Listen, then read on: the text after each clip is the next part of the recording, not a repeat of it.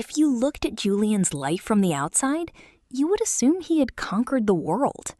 He was 32 years old, drove a brand new European sports car, wore a heavy chronograph watch, and exclusively dined at restaurants that required reservations a month in advance. Julian was the master of projecting success. He curated a digital avatar of immense wealth. But Julian was hiding a terrifying secret. He wasn't rich.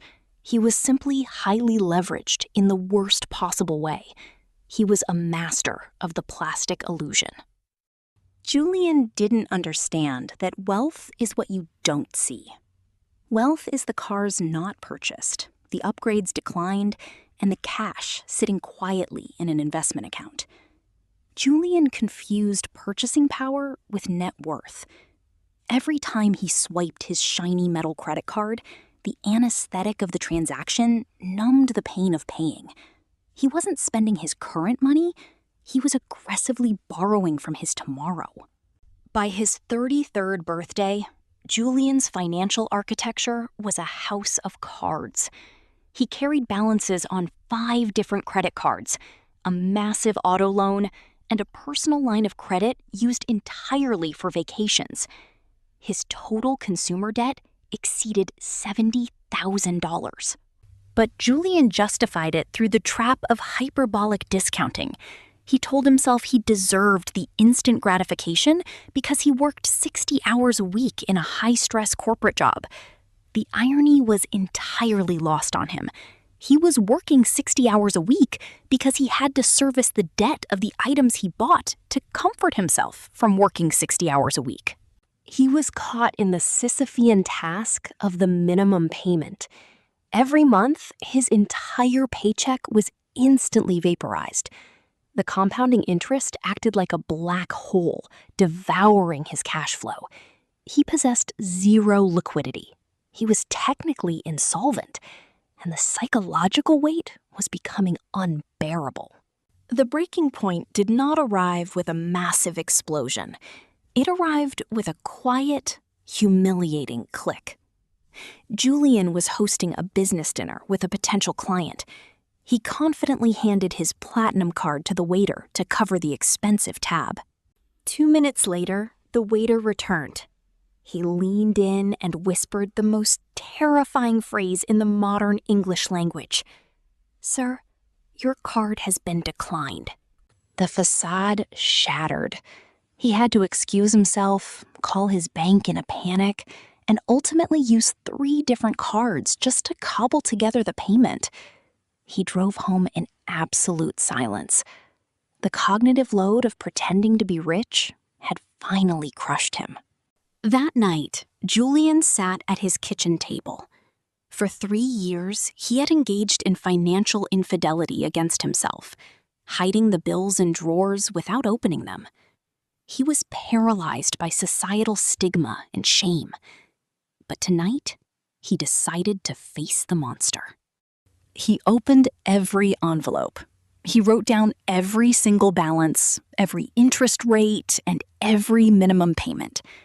The final number stared back at him. $74,000. It was terrifying. But strangely, it was also cathartic. By bringing the debt out of the shadows, it ceased to be an abstract nightmare and became a concrete mathematical target.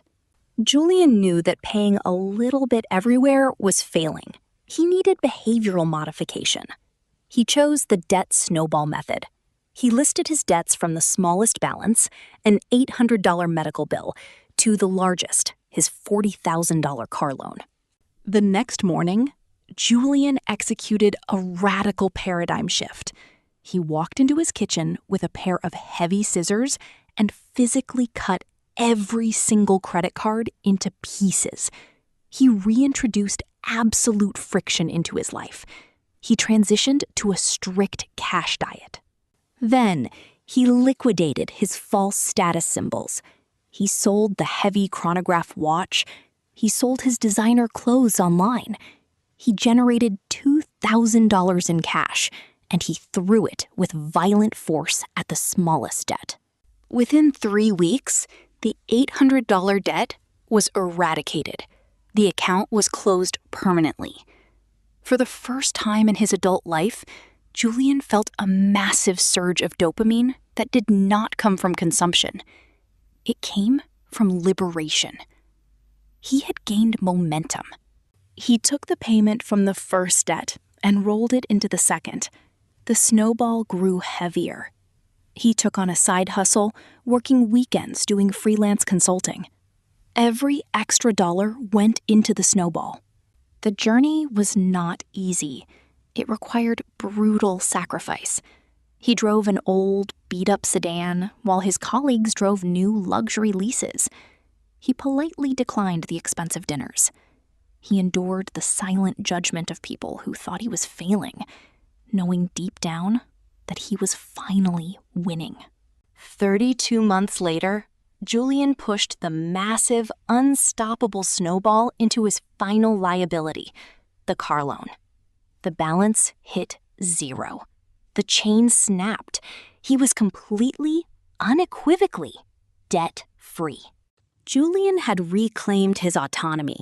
Because he had 0 minimum payments, his cash flow was immense. But Julian's financial education was not over. Now that he had mastered defense, he needed to learn offense. He had to learn the difference between borrowing for liabilities and leveraging for assets. 3 years later, Julian walked into a bank. But this time, he wasn't asking for a credit card to fund a vacation. He was sitting down with a commercial lender.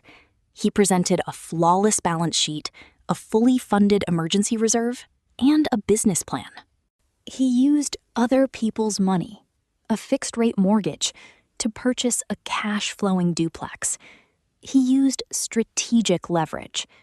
Because the rental income covered the mortgage completely, the debt did not drain his life force. It quietly and systematically built his net worth through amortization and appreciation. Julian no longer feared debt. He respected it.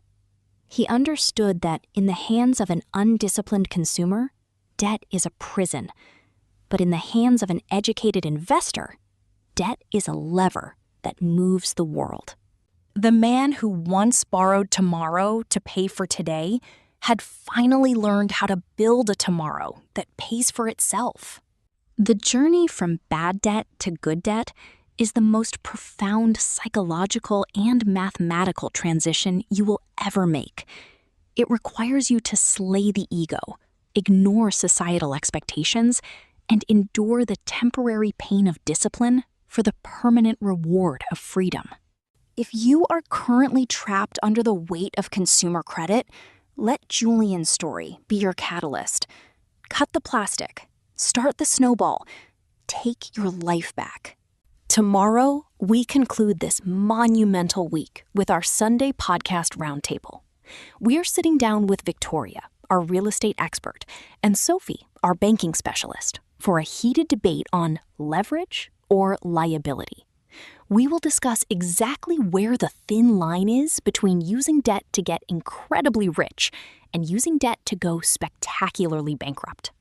You will not want to miss these expert insights. Thank you for watching Decode Advanced English on Wealth. Keep building, keep learning, and remember, the ultimate status symbol is peace of mind.